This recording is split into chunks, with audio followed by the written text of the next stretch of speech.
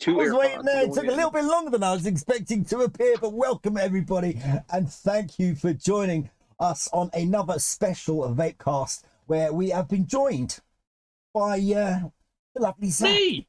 aka Sharkeisha Da God, aka Schwifty Global Sensate. I mean, how are you, man?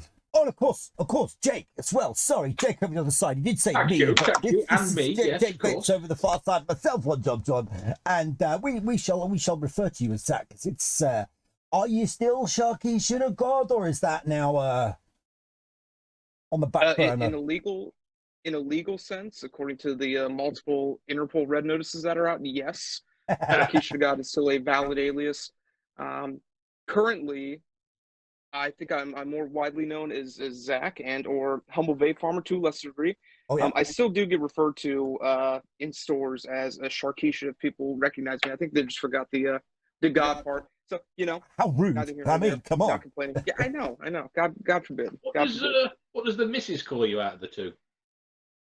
She calls me things that I probably shouldn't say on a Facebook Live. Right, yeah. Many other monikers. That's the source of the successful relationship. It's gonna be brilliant, man. Well, yeah. So I mean, you were. I'll tell you what. Actually, I won't introduce you. You can introduce yourself to the world. So if somebody's watching this right now, who are you? Where are you? And all that jazz. That's a perfectly valid way of going about things. I am Zach. I was up until about a year ago referred to on the internet as Sharkeisha Da God / Humble Vape Farmer, where I did things with fancy electronic nicotine delivery systems on the internet. I became fairly well known for that, and throughout that odyssey, I then had the opportunity to get into a hemp company, and alas, here we are, and that has pretty well taken up a majority of all of my time, and it has been doing exceptionally well, and now I just travel all over this great and beautiful nation of ours. Does the wife, kids, dog, cat, next door neighbour come with you, or just on your own, mate? You're getting lonely. It is literally on my own. I'm trying to grab people to go with me, but generally the cycle goes as follows. It is 2 weeks on the road, 2 weeks off the road, or excuse me, 1 week off the road. So this is currently my downtime. Okay. This is my 1 week back. I got back yesterday. So you would just be kind of in the. You Sorry. chose to join VVS. We are honoured, sir. Oh please, no, I couldn't miss it for the world. So are you no longer in the shop that you used to be in? Are you just kind of in this office space now? I'm there in spirit. I haunt it, and every now and again I will still take pictures. Maybe I'm arrogant, but I'd like to think that I'm indelibly linked to those stores. Yeah. I am still welcome behind the counter. Oddly enough, wifey is kind of the head manager of all of them, so she does kick me out from behind the counter on occasion when I do. Yeah, don't forget, don't work here anymore. Exactly, yes. It's technically I'm no longer being paid for my services there, but I will always take any and all opportunities to jump in.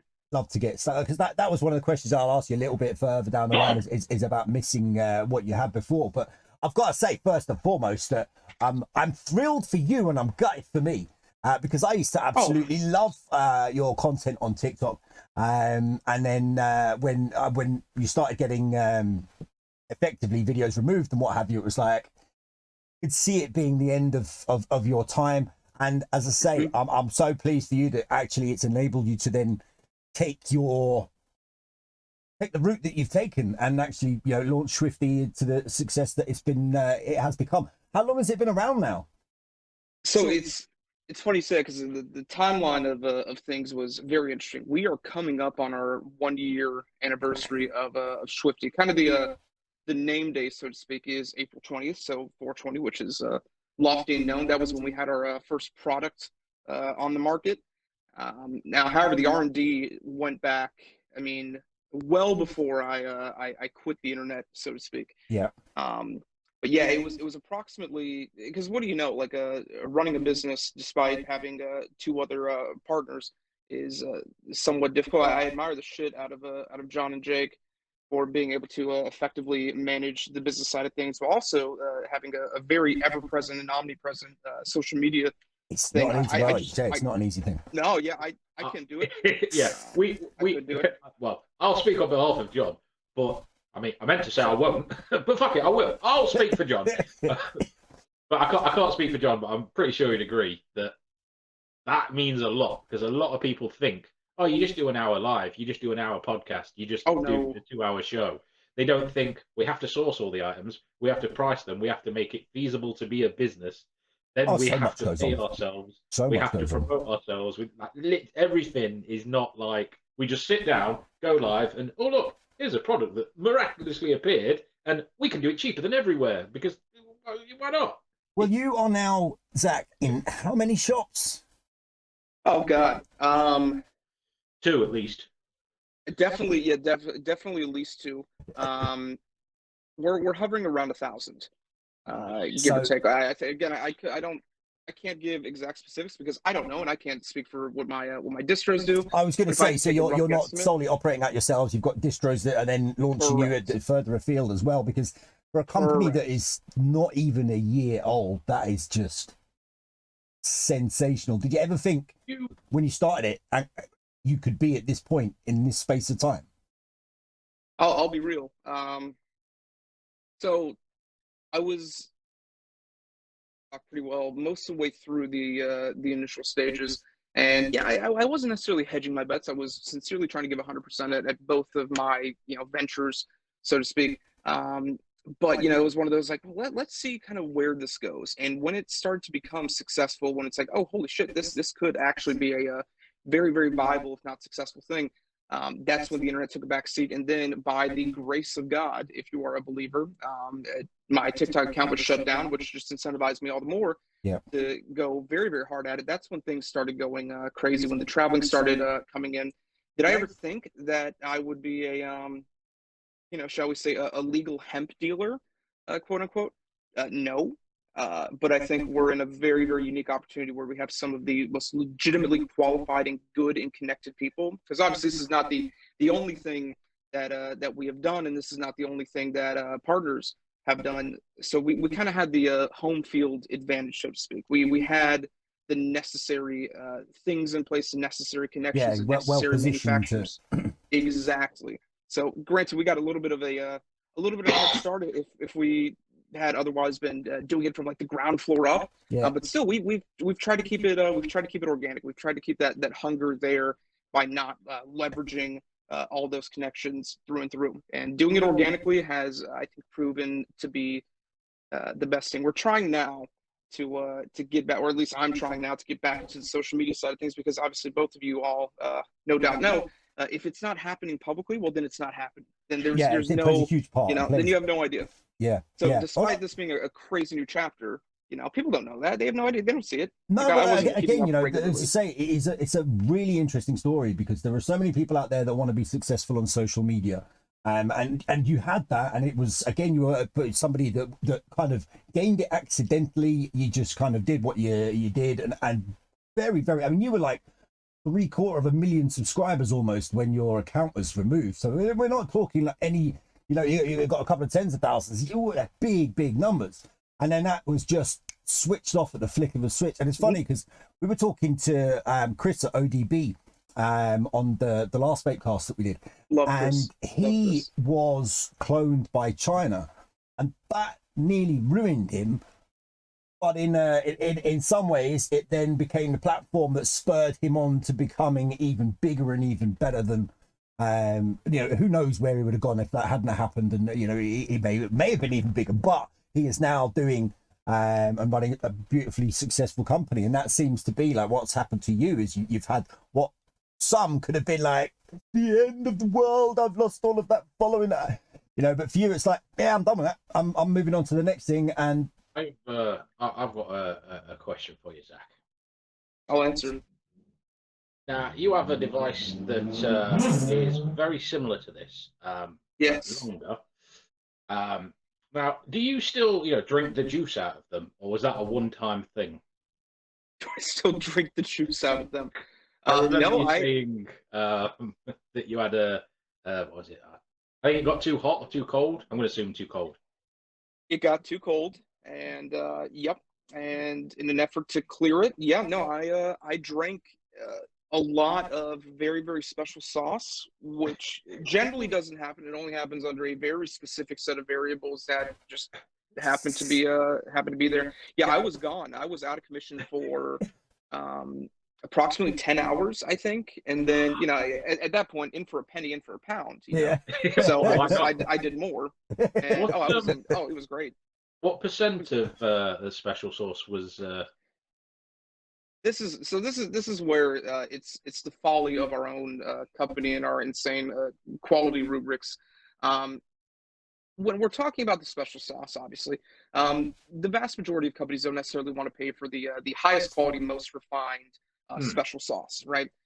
So we're starting at such an obscene degree of special sauce where literally any higher of a percentage of the special sauce, it crystallizes. Like there's no scientific way. And we have very highly paid chemists and PhDs and lab coats that are trying to do that every day. We just can't do it. So once we've added terpenes to that special sauce, well, naturally it dilutes it. And with other companies, it's usually by a factor of 15, 20%. We use very little terpenes, and that sauce that I drank was 96.8% pure sauce. I don't know the volume, but what I will say is it is bioavailable enough to where it hit my tongue. 3 minutes went by. I'm walking out. I look at the push on the door. It's a push or pull. I look and my eyes just lock with it. About 3 minutes later, and I'm frozen. I'm frozen in time, and I'm thinking about the implications of what I've done. And it was fantastic. I've got to ask I was ordered. Yeah. Are we living in the Matrix? I should be more qualified than others to say yes or no. I've had a lot of people that have said, they've seen certain things or almost entered certain places when certain levels of things have been consumed. So. I was very hungry. I was then quite sleepy for a majority of that 10-hour period of time, and I was on FaceTime with my partner sitting over there for like 6 hours. And I they just didn't had this, even know. Weird smile. No, he knew. Oh, trust me, he knew. I was going to say, it was really. Well, John will swear down it wasn't like this. But we went to a vape store, 15 months ago, maybe 2 years ago, I'm not sure. And they gave him for the benefit of the viewers at home, Tango Hotel Charlie. We can't say it to avoid getting in trouble. Tango so Hotel that's what Charlie, we're referring to by special sauce. So you know. But John, you had a lolly from a shop, and I swear down the whole car ride. Oh, we should go there. It's not a vape shop, John. Yeah, but it looks nice. No, we're going vape shops. All right. Are we there? And he was putting it on a little, but that was one lolly, and it was 3%. So I can't imagine taking that strength 10 hours and not doing something wrong. No, yeah, thank God. Yeah, thank God. And obviously, there is a certain degree of tolerance that comes in after so long of doing this. You kind of have to be seasoned, so to speak.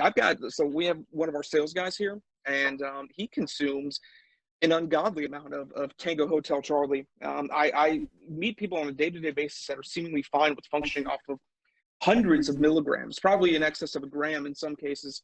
It is, Tango Hotel Charlie. It's unbelievable. Yeah, So I can't do that. It's not an industry that's there for, well, basically for the effect of mass consumption. It's come about after years and years of usage from people, and again, we can't say that it is medically. Well, I don't know if you guys can in the United States. Yeah, we can. Yeah, but we sure can. We can't. So please do tell us why is this becoming such a big product? Before you answer that, I've got a question. You just said you can. Now, is that from a legal standpoint because it's been proven in America, or is that because there isn't a law that says you're not allowed to say it? Because the NHS would screw us over if we said something that wasn't official. We can say both. I can say it for both of those reasons. I like to err on the side of science. And what we have in the U.S., you're either going to have you're going to have three separate regulatory tiers. You're going to have some states where it is medically legal but recreationally illegal. You're going to have some states where both are illegal. Then you're going to have some states where it's recreationally legal, medically legal. Really, everything is legal. Now, obviously, what we do at Schwifty is we do Delta 8 Tango Hotel Charlie, which is different. It's a different isomer of I have tried the Delta 8s and the Delta Yes. 9s, and It's absolutely amazing stuff. Quality. yes. In the state where I live, Florida, we do have medically legal Tango Hotel Charlie, and that's the Delta 9 Tango Hotel Charlie. And yeah, there's several different reasons that that Delta 8 is better or different or worse, depending on how you look at it, than quote the real stuff. Yeah. But for all practical intents and purposes, no, we can do it safely. We can do it fully legally. You're just extracting it from biomass, and it does more or less the same thing, just with shall we say, shorter legs. But for a lot of people, at least in my state, if you want to, and again, I'm never going to say that my product specifically it can cure, treat, diagnose, whatever. I'm not a doctor, but we do have a fairly healthy degree of a fairly healthy library of evidence that says that this is at least equally medically viable as an alternative. And just because of how the medical stuff is regulated in our state, this ends up being a much more cost-effective thing, because I can rely on other people. I can rely on other subcontractors, and we still obviously have to clear with labs. We use DEA certified lab facilities to test for potency. We use DEA lab certified facilities to do solvent testing, make sure that it's safe to ingest, make sure it's everything. So for all intents and purposes, we're doing the same thing, but because we don't have to do it vertically integrated, we don't have to buy the seeds, buy the real estate to plant the seeds on. We then don't have to employ people to bud tend and do all that. It just ends up being a much more cost-effective thing. That's what we like. We do like regulation. We're kind of in the quote-unquote earlier stages of this, where I sometimes wish that there was more regulation, because there's a lot of unscrupulous people out there, obviously. Yeah, that's always I a definitely problem. think It's always a thing. some of that Delta 8 or Delta 9 over to John, because even just for a 30-minute live show, I just want to see him 30 minutes, a couple of gummies or Going all happy. Swifty pub. That would be phenomenal. I think, unfortunately, John, you might have to come here, because I don't think United Kingdom and Northern Ireland Would love to. mix all that well with it. We are allowed to use it. We are allowed to buy it from outside of the UK, but it's just illegal to grow here. Really? Yep. So you can buy it outside of the UK, and that's for both Delta 9 and Delta 8. Delta 8, no. Delta 9, yes. Delta 10, we haven't got any laws on Delta 10 yet. But it's. I think it's because it's so new. The UK hasn't brought a law out for Delta 10. I don't know why they were against Delta 8, but Delta 9 hasn't got anything against it. And it's kind of the same with weed. It's illegal to grow it, but if you get caught with, say, I don't know, a week's worth of just personal use, you get let off. There's no jail time. You've got very low level. It is legal for if it's prescribed, but it is only prescribed to an incredibly small amount of people in this country. That's the weed as of side, yet. though. Yeah. Interesting. So, well, what's the criteria for being prescribed it? I mean, is it like very serious, like debilitating illnesses, like strictly cancer? I mean, what? I would say for the weed side, it wouldn't be worth you looking into, because they would mass buy from, no offense, they'd go for a massive company. But on the Delta side, I could email you all the details like tonight. Yeah. Well, I was going to say, I couldn't tell you what the qualifying criteria is. I just know relatively recently was the first smoke shop, per se, in Northern Ireland, where people that were medically prescribed cannabis could use it in a controlled environment effectively. So movement in the right direction. We're heading the right way, because I'm a believer in it. For people that are watching and maybe don't know, I mean, what sort of ailments would would people, the average user?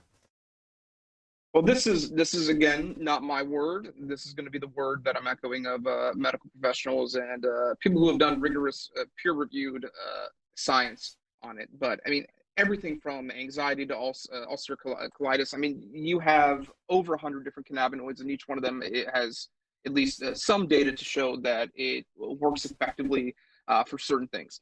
So it's all going to be predicated upon an individual's individual needs. Yeah.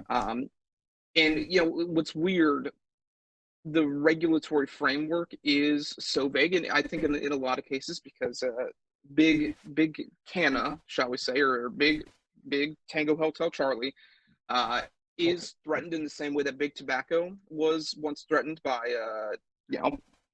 e-cigarette hardware manufacturers, and it's sort of a cycle kind of repeating itself.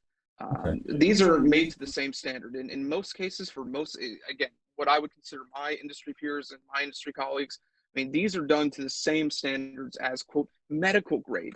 It's done to the same potency standards, same health standards, same solvent standards. I mean, it's not in a company's best interest to do anything to harm their customer base. No, naturally. God, no. Particularly in that, yeah. I mean, and it wouldn't make sense. I mean, there are a million different uses. I mean, this is something that we've known for over 1,000 years at least. Yeah. There are millions of uses for really every single facet of the plant. Types do you have? Not in terms of like Delta 8, Delta 9. I mean, do you have the creams, bombs, vapeable tinctures? Primarily, we do the best with our vapables and what are now the smokables. As we do have like flower in pre-roll. I mean, fancy pre-roll. But I mean, let me see. I think I actually have one in my pocket, I think. Let me see. Yes.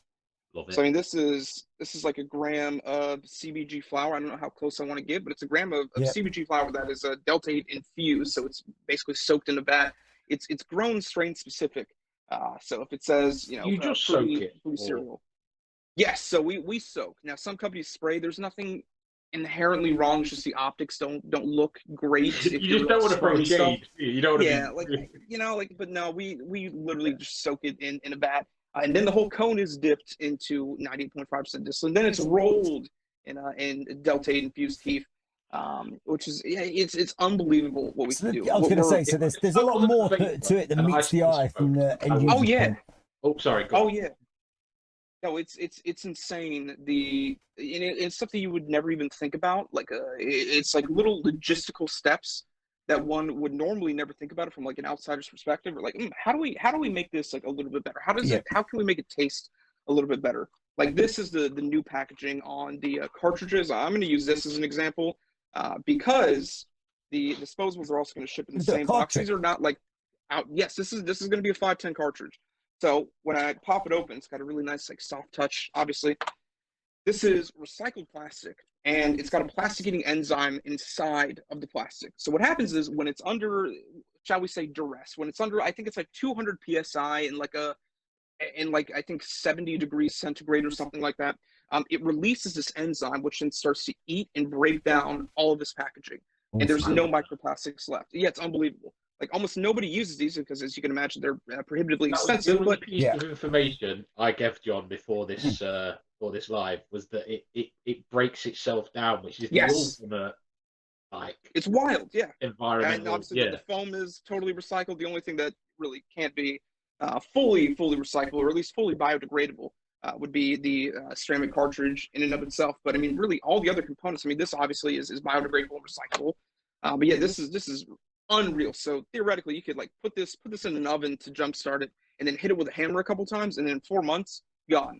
What did you say? It's not necessarily ideal because of the cost of implementation, but for me, it always goes to show a brand, and for me, the premium level of a brand, if they have actually gone to that level, not just saying, oh, we make all of our packaging from cardboard. You've gone and you've got a particular material, and actually, it is about being able to be recycled. It's about not creating that waste.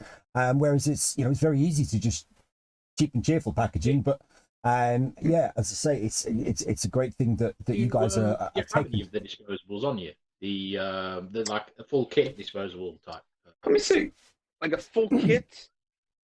Let me see. I can't think of the word because like I just call it Yeah. disposable. Yeah. This is my fulfillment center, so I'm not going to have every single SKU. But let's see.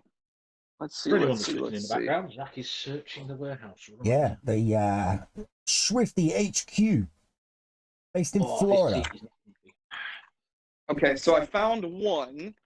I don't know what strain it is, but okay, so this is going to be the quote unquote all in one. Let me see. This is Blue Dream. Okay, so this is going to have really the same everything that's inside of the card, except when I put this on a 510 battery, I'm hitting it at, shall we say, nominal voltage to 3.7 volts. That's roughly 10 watts of power because this is a 1.6 ohm ceramic coil. I love the instant match. Very, very handy. Yes, you got to know. Meanwhile, this, if you are buying this off the shelf, you are getting a 20 watt sub ohm device. Now we're one of a couple people that do this because, again, you'll notice this is also prohibitively expensive to manufacture. Like, this guy is unreal. The average, and I'm not going to name the companies, but there's two hardware companies that are very, very well known and ubiquitous in this sphere. Yeah, and they're great companies. We've used their devices for years. We're all familiar with them intimately. However, it's not that much better than a card. You're talking from those other devices, like 13, 14 watts on a good day, fully charged battery from the manufacturer, no degradation, and then a 1.6 to 1.8 ohm coil. So again, roughly 13 to 14, sometimes 15 watts. This is a bona fide sub-ohm coil, still ceramic, but bona fide sub-ohm, 20 watt device. It is profoundly different. I get in trouble if I don't properly explain it to people that I'm having test this, because it does catch you off guard. And then you pair that with the genuinely obscene distillate. Like, there's no reason that we have to do it that way.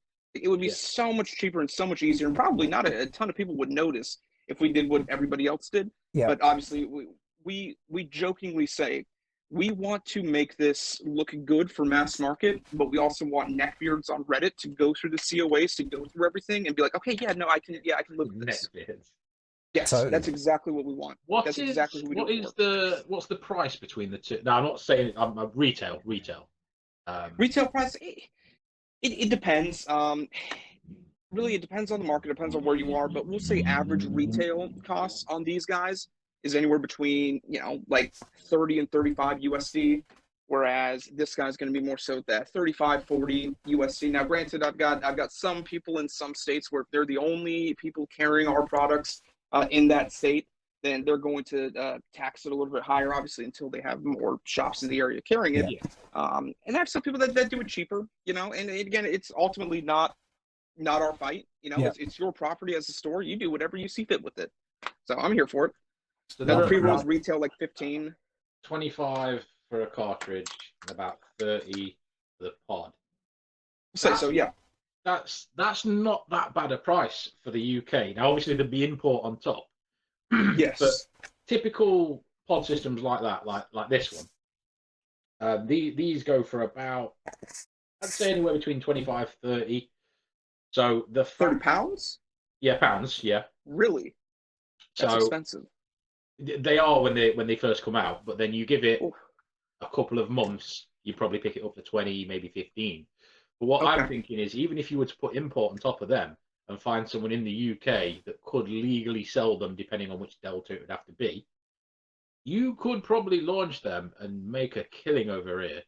So it's definitely worth. Well, I don't know how busy you are, but you're making the wheels spin. I was going to say, well, let's focus on the Vapecast now, because we could chat off there about that. So, 1,000 states, 1,000 shops in multiple states. Would you say that you've pretty much covered the length and breadth of the United States? Oh, absolutely not. No, absolutely not. There are still several new markets and new states that we're looking at constantly, and not just for the Delta 8 products, but obviously we have new product SKUs dropping in a matter of 2 weeks. that are going to be insane, that are going to be much more applicable to the remaining states that have otherwise not been too friendly to Delta 8. Sneak Okay. peek. I'm listening. I don't have any here. I have several. I have basically a platoon of very dedicated fill team and fill staff people at the labs that are currently working on them. But they should. The packaging is done. Everything else is done. Literally, we are waiting for a spot to come up in the queue where they can be filled and then done. Yeah, that should be crazy. Now we're pretty. We jokingly refer to, and I don't know how familiar with like U.S. geography you guys are, but you got like the middle section of the east part of the U.S. and you've got states like Tennessee and Kentucky. Anywhere south of the Kentucky line, it's like an 80-20 that you've heard of me. It's an 80% chance that you've heard of Schwifty. Anywhere north of that line, it's we'll say like a 75-25 that you've at least heard of us. That know you, yes. Considering it's a year. I was going to say, given it's you're still a baby in the world, really. Yes, all said and done. No, again, I'm not going to complain. But again, if we get roped into the same sentiment that a lot of other companies have, you get a fair degree of complacency. You're not hungry enough, and we see especially in this. Like, you think vaping is fickle? Like, if you look at the lifespan of some of these companies, it's unbelievable. They will be the hottest thing for a month or two. They'll do over 1 million units in the course of a couple weeks, and then it just dies off. They get this massive influx and this surge of money, but they're not adapting. They're not improvising. Like they're not finding and trailblazing. Yeah, right. And we can't afford to do that. And keep in mind, granted, we're doing very, very well as a company, but every single bit of that money, well, obviously some goes to payroll. But really, the rest of it goes into inventory. The rest of it goes into R&D. Like, we're doing very, very well, but like, I'm not vacationing in Aruba. I'm not going to Malaga. Not quite there yet. It's still a lot of It's like, we want to get there, but I think even when we get there, we're not going to do that. It's still going to be completely product centered and product focused. How many states are you in then? Since you said that. Oh, good God! Would you say at least 7? Yes, but let me count. I can get you an exact count. Hold on.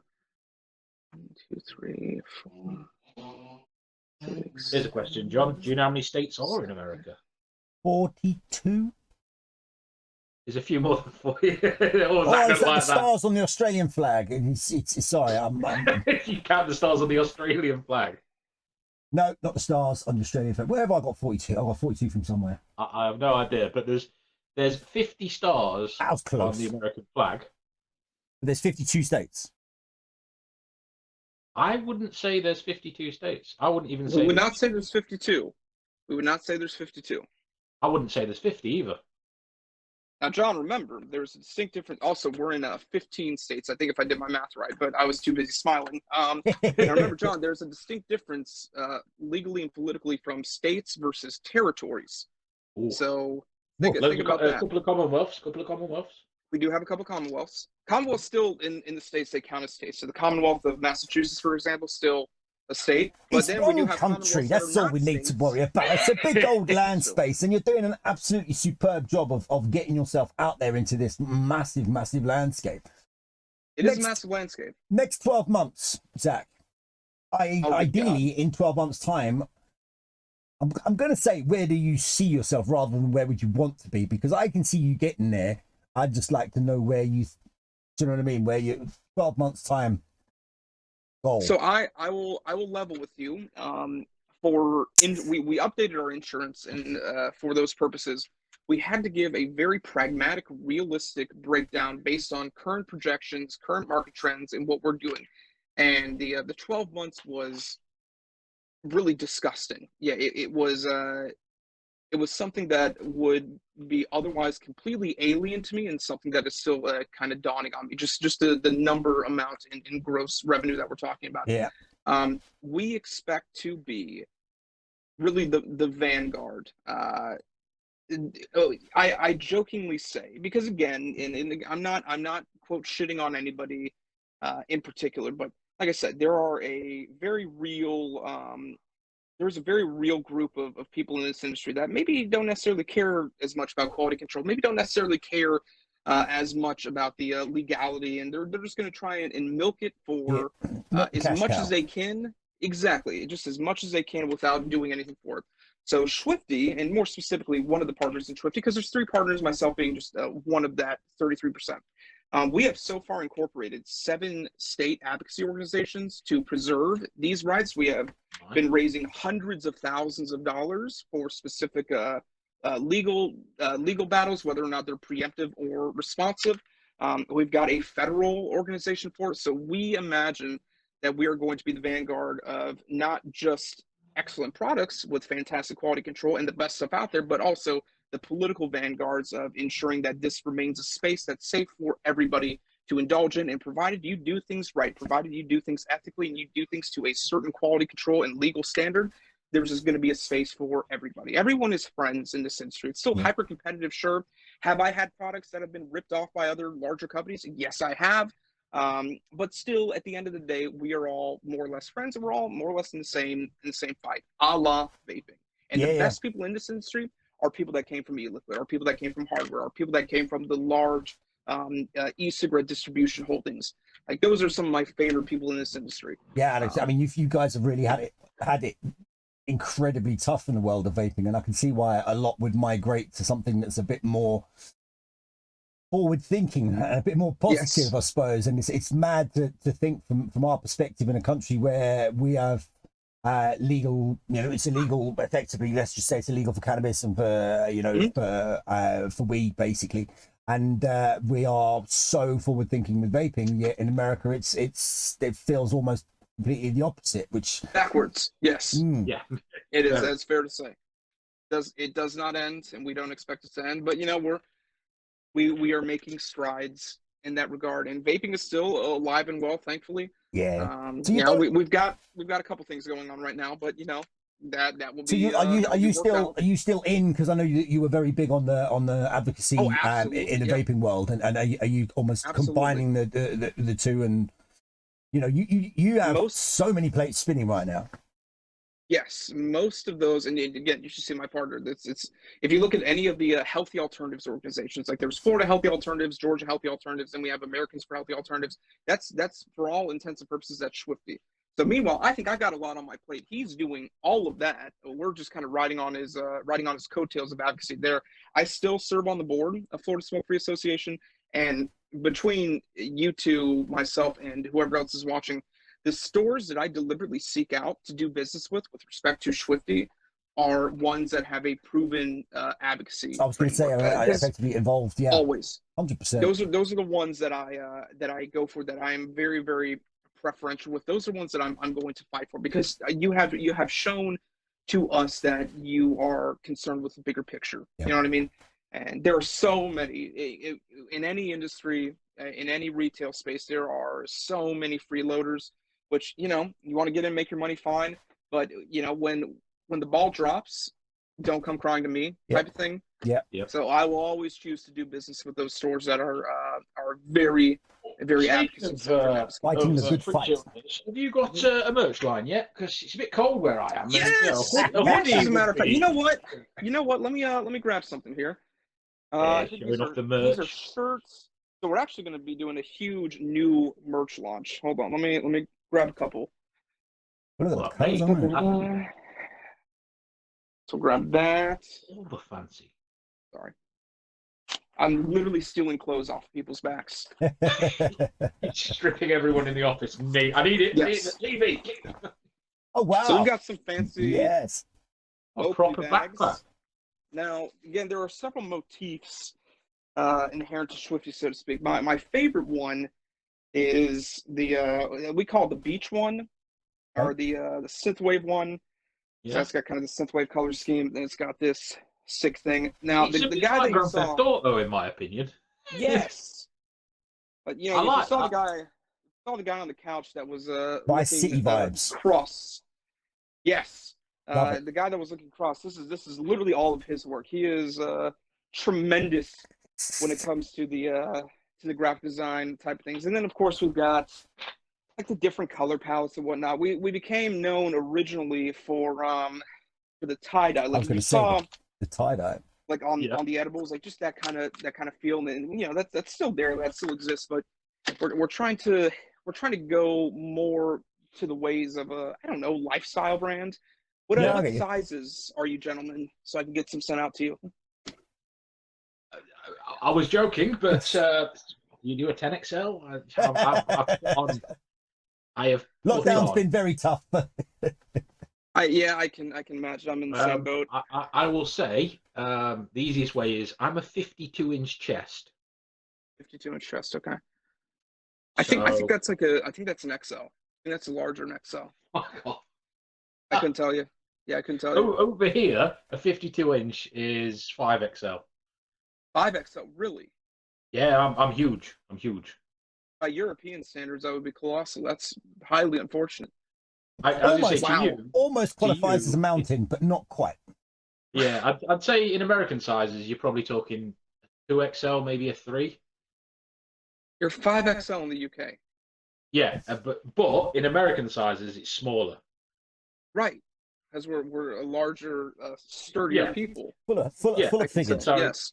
Yeah, but I've got a 40-inch waist, if that helps. There you go. Okay. All right. Okay. Perfect. All right, John. What about you? I'm a large. I held on to medium for as long as I could, and now I've accepted I'm a large, and I'm doing my best to not go beyond that. But 10-year-old girl, measure her shoulders. That'll fit you. I'm very confidently in the camp of XL, and in some camps I'm a 2X, which is really upsetting. But we did so well. But now I literally live on the road, and so I'm out dealing with people, talking to people, yelling at people, getting yelled at for 8 hours a day. Yeah, well, I was going to ask you. You clearly cover quite a significant mileage, and you are, for a third of, for one of the 3 owners of the company, the mileage that you do, and the presence getting this brand, for anybody that is thinking about starting up a company. It goes to show the work and the commitment in delivering that to these different places. I think you've got a great foot up in you said that your product, the quality speaks for itself. It's not something that you'd even have to try particularly hard to do, is explain what it is. Correct. And if anybody knows that particular line of products, then you're in a great place. But you're covering a lot of America, and I've got to ask, of course, obviously, Florida, your home state is what you love the most. Where you've been, where have you thought, do you know what, I love this place. This has got a real vibe to it. Oh, the mountains. Oh my God. Yeah, I've never, and it's weird because I have to go to a lot of touristy places. But obviously, as I'm not there for a holiday, I'm there strictly to work. I don't like them nearly as much. However, there is one place in particular, and it is East Tennessee. And it is some of the most stunning landscapes, some of the most terrifying roads. And one of the things that I still love about the U.S. is even though in many respects it's kind of a nanny state, but when it comes to like driving, it's not. It's more or less like, okay, I'm going to put a sign on this road. I've heard nanny state loads, but we don't say that over here. What's that mean? That means that the government is very concerned with every facet of your life. So we'll preach certain degrees of like personal liberty. Obviously just like silly regulations. I mean, again, the UK is very much known for that. I believe I like the television license, and I understand why it exists, but that's used as an example. When people hear the term television license, that is a foreign and alien concept to Americans. Who are like, what the fuck? Go pee. You're fine. Go pee. You might have someone walk in the frame. It's like you and your dog text me. Yeah, if you go to some areas of the U.S., you'll have speed limits of like 55 miles per hour on the most breathtaking mountain roads. Yeah, where really it's just used as an excuse to race. I love like the clean mountain air. Any area of East Tennessee, Indiana, surprisingly enough, even though Indiana is one of those states in the U.S. where you think of nothing. Like if someone says the state Indiana, every state has its own like set of pictures in your mind that it brings to. There's nothing associated with Indiana. So when you go there, it's farmland. It's a lot of Mennonites. There is some like urban areas. There's some beautiful colleges. That was just beautiful. You get to see all these cool places that really get overlooked by a lot of people. So I'm immensely grateful for that. Yeah, so you're really getting to see the country in all its glory by driving. Well, I suppose you probably do fly to some of the locations, or is it Some of primarily... them, thank God, yes. Yeah, The cutoff is 500 miles. If it's Okay. beyond 500 miles, you're gonna have to then fly. that warrants a plane. So like when we did Texas, for example, that was a flight. Yeah. But I enjoy doing the driving. I put on. I haven't done the exact mileage, but I think we did well over 10,000 miles. Yeah. At least last fiscal year. Again, I still haven't done my taxes. I should. I'm going to be doing that this week, ideally. So I'm going to write off a stupendous amount of mileage. Yeah, you're going everywhere. Covering some ground. Would you say? Oh my God, yes. What were the products? Sorry. You did briefly show edibles. I'm Yes. just wondering because you didn't even mention that you did them. So I'm just. Oh yeah, that's where we got that first well known. That was where we got copied the most. And again, I'll never claim that we were the first to do something. I'm sure that there was someone in a garage somewhere that probably like did that first. But I remember specifically giving, this is a 100 milligram Fruity Pebble Rice Krispie Treat. I remember I was at a show and this was our very first product SKU ever. This was the first thing that Schwifty ever did. We took a chef. He had 5 independently successful vegan restaurants. We essentially locked him in a good manufacturing practices certified facility, and we gave him the distillate and said, "Here, make cool shit with it." And sure enough, he did. And the first product that ever came to market was this, not in as pretty of boxes or bags, and not in the fancy POP cartons, but it was this. And I remember going to a show. I will not even name the show, but I handed this to the VP of another company in the same sector, and sure enough, 2 weeks later, that company then released exactly the same thing, but just lower milligram strength. So Not again, as good. is there anything like intellectual property protection in this industry? Absolutely not. Am I under any illusions that there are? No, that's the sad thing, isn't it? Yeah. Yeah, doesn't matter. Yeah. Again, we'll take that as a. Shut up! Whoa! Is that enough for you, Zach? Is that enough for you? I missed mute. I'll explain. He's got a dog. Yeah, my dog keeps coming in and barking. So I muted to shout. I've done it twice so far, but I missed it that time. So, but yeah, shut up, Zach. I haven't even heard. I haven't even heard the dog. Here, I'll bet that. Bet that chef came out with a big smile on his face when you locked him in the kitchen and said, "Go crazy." Just go crazy. Yes, that I don't understand how anyone can be as industrious as this guy. He's got like one other, I guess, the equivalent of like a sous chef, and he just fucking goes crazy. And then he's coming up with his own stuff like unilaterally. Nice. Yeah, man is truly a visionary. Now, well, that's it. When you get someone that's that passionate about something, it just amazes you what they can do. And that's again, it just goes to show you could have produced something without that, but the fact that you've gone to that level means that you've got this, as you say, and that was your first product as well. Yes. You know what I mean? So first awesome. Love that. What's really funny, and this is so the partner that does all of the incorporation of the advocacy, like every now and again he's on Instagram Live. That would be JD.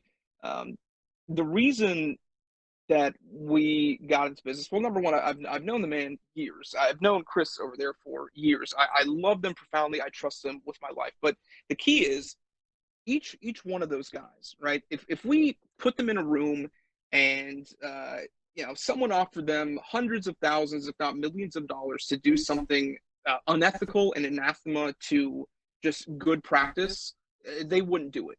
Like I have personally witnessed JD on multiple occasions lose in excess of $300,000 on principle.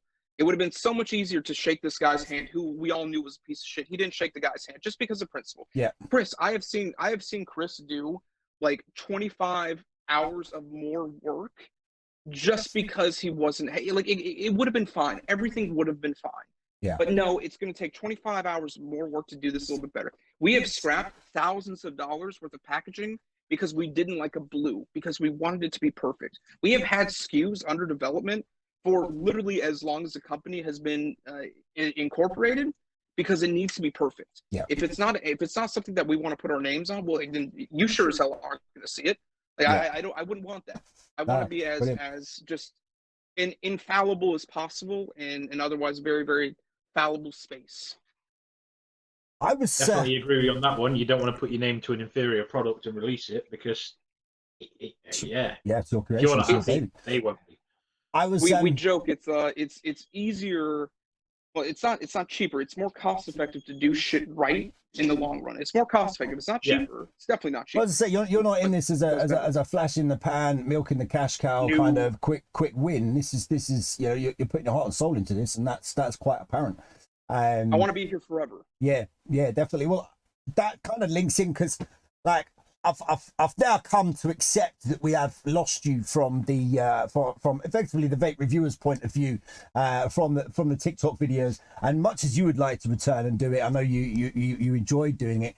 And much as me and a load of other people would love you to return, clearly you're not going to have the space to do it. But you did say that you guys are looking to get back into the social media front. Do you reckon it's going to be you that gets back behind the camera, or are you going to end up with somebody else that's going to have to do it on your behalf? Shout out, Like a shout out to sexy Chris. UK representative. Yes. Shout out to Chris. Chris has offered to add another thing on the plate, and that other thing is going to be editing and putting together the vlogs. So no, it is still going to be my face, and we've got a ton of footage. We're going to do the first vlog. I don't know. He's doing emails and payroll, I think, right now. So whenever he gets Doing to the boring it, stuff. we'll be doing the editing and whatnot. Absolutely, yeah. Yeah, no, I can't do the as I boring say, stuff. it's a fascinating journey from, and it will be so relevant to so many people because there is so much on the internet these days about starting your own company, about building it up, and then like we mentioned before, you know, about that instant fame almost off the back of a particular social media platform, and so many people just crash and burn off the back of it, and you know, Absolutely. It's very, very misunderstood as actually you could get a lot of success off the back of one video, but that means nothing in the long term. You know, Absolutely. Absolutely. Yeah, the amount of grind that has to go in to achieve the real long term success is yeah, very, very not often seen. So yeah, I can't wait till the vlogs come out. Kind of the thesis or the reason behind the vlogs is naturally we want to kind of show off what I do on a daily basis, and a lot of the in fairness, like really cool stuff that I get to do. But now I want to add value to it because obviously this has taught me tons of things. And am I the foremost authority on what I do? Absolutely not. No. But still, it doesn't mean that there are not lessons that are cumulatively learned that can then be expanded to people's lives. As long as I can like give some form of value to people, then I'm happy. No, then I'm you happy. are, And and as long as I that's don't have to do the work for editing, then I'm happy. Well, it's one thing that you did on the TikToks is you're clearly a sponge of knowledge, and you take everything in down to the finest detail, and your ability to portray that in a short space of time, and actually, you know, educate in such a small space of time, was something that I loved about, you know, you said videos that you did on TikTok. So yeah, you know, and there is, you know, maybe it's not as key in America as it would be over here, but that knowledge and understanding of the product, what goes into it, and you know, everything about it, particularly.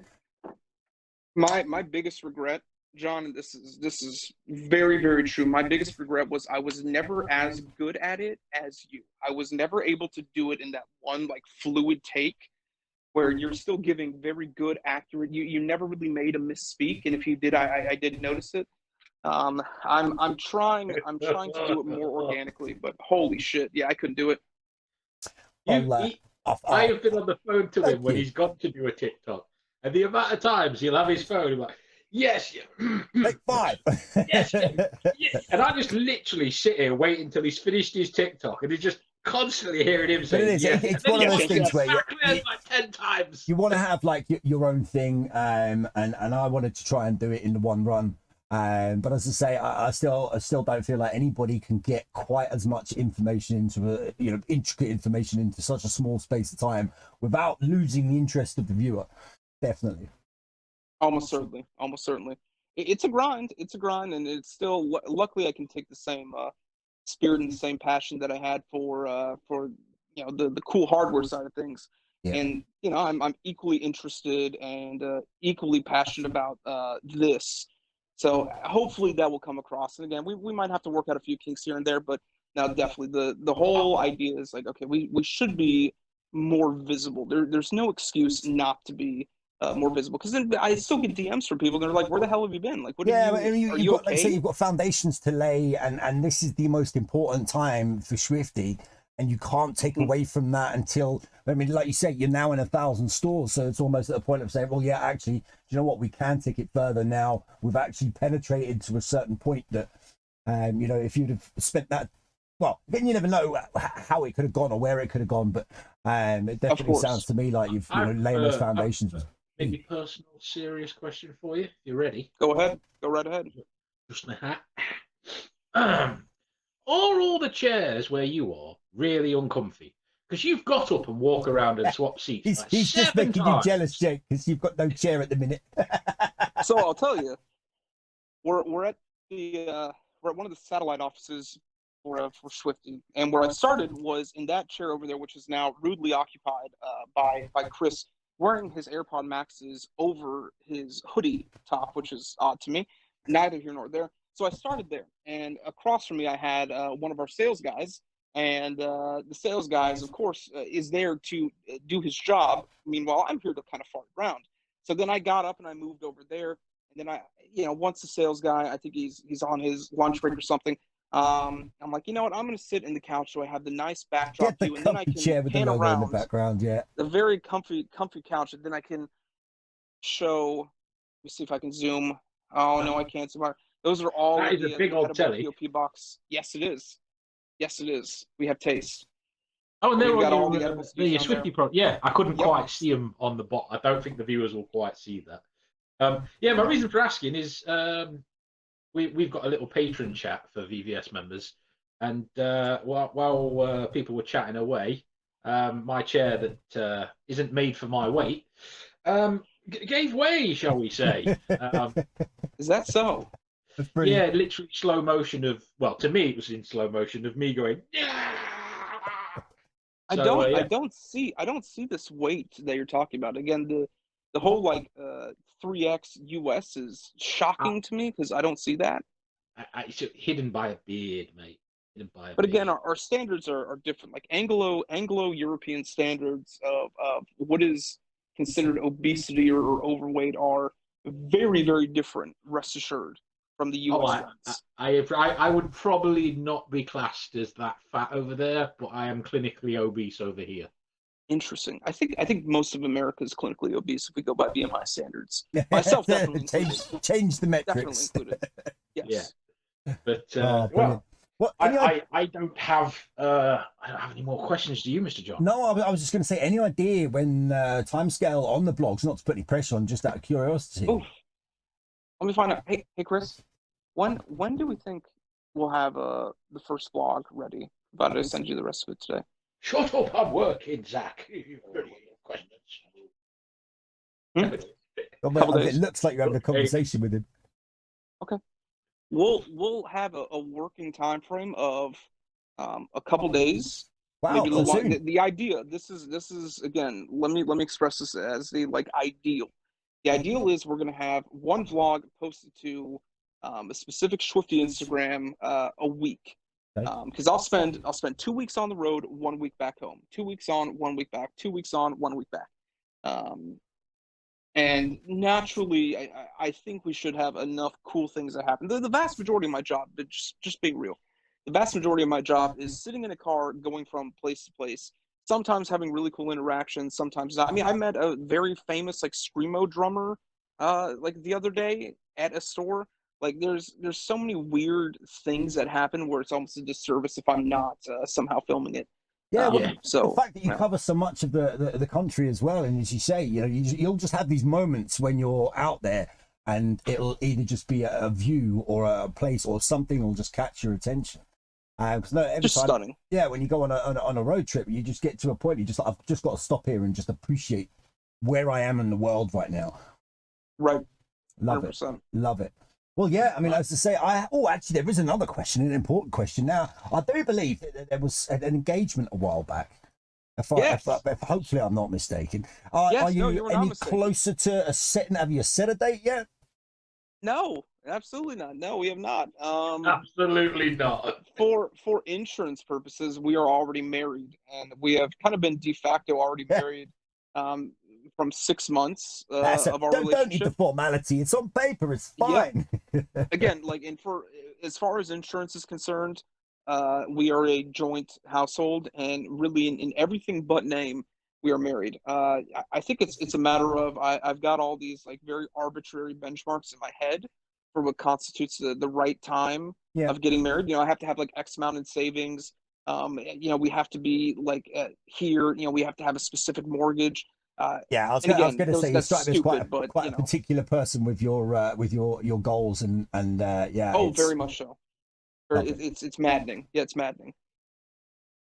And you found Cool. you found a woman that's actually going to be, you know, happy with that. Put So up with you. God bless her. Yeah, to her credit, she has been she has obviously been my rock throughout all of this. And you know, of course, it's difficult when I'm just gone for a majority yeah, I'd of say the so. time. I'd say But so. obviously, this is not a forever thing. We don't think. But in any case, yeah, she has been holding down the fort and doing very very well, and obviously making So, her own independent advancements. is there ever been a time when you thought, "Oh, this is just too much, man. I cannot keep this up." Yes. However, it's never been a very serious thought of quitting. I don't think it has ever crossed my mind for a because I love this too much. I love what we're building too much. It would be the biggest shame and the biggest regret of my life to Yeah. not see this thing through. And in fairness, like if either one of the three partners like just quit, if either one of the partners, like, I mean, my God, when I was out for COVID for like 2 weeks, you know, I mean, the company was still working. Obviously, we were still making orders and whatnot, but it definitely slowed down. If Chris is out for, you know, a week, we're fucked. Yeah. If our warehouse manager is gone for a week, we're fucked. If our sales guys are out for a week, we're fucked. Yeah. If JD's out for a week, we're fucked. Yeah, I mean, this is such a symbiotic organism where every Can I piece just is point of out equal importance. Can I just point out you didn't say if a Zach is out for a week we're fucked. So are you the lightweight? Are you the I have a it's weird. It's very weird. It's a specific job. I have such a weird specific set of duties. I'm not saying that the company would be fine without me, but not sounding good? I don't know. Yeah, because I've never really thought about it. You know, they tell me that I am indispensable, and I think to a certain degree I am, just my specific way of doing things.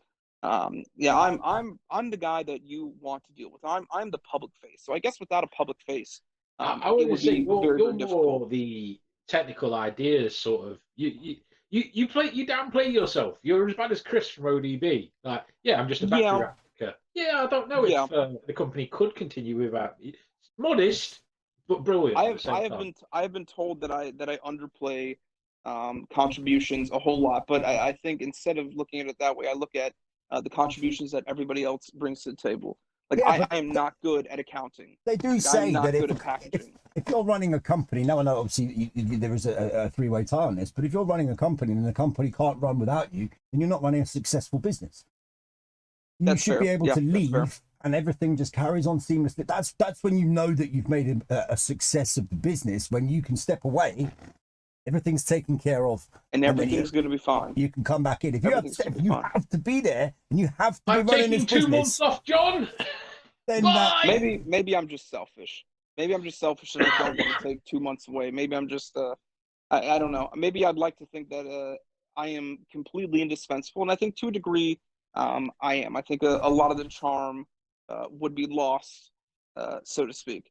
But I think we're at the point now where we could be taking you know, a week or two off of work, and everything would still run seamlessly. We have a growing and ever growing and competent sales team. We just added a new person on yesterday. We want to see how that goes. You know, we've got fairly little turnover rates, so we